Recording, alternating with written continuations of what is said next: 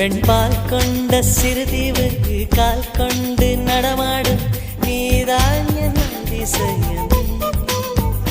உலகில் ஏழல்ல அதிசயங்கள் வாய் பேசும் பூவே நீ எட்டாவது அதிசயமே.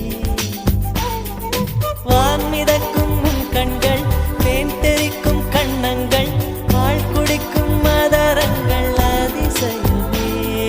நங்கை கொண்ட வீரல்கள் அதிசயமே. நகம் என்ற கிரீடம் அதிசயமே. அசையும் வளைவுகள் அதிசயமே. கல் தோன்றி மண் தோன்றி கடல் தோன்றும்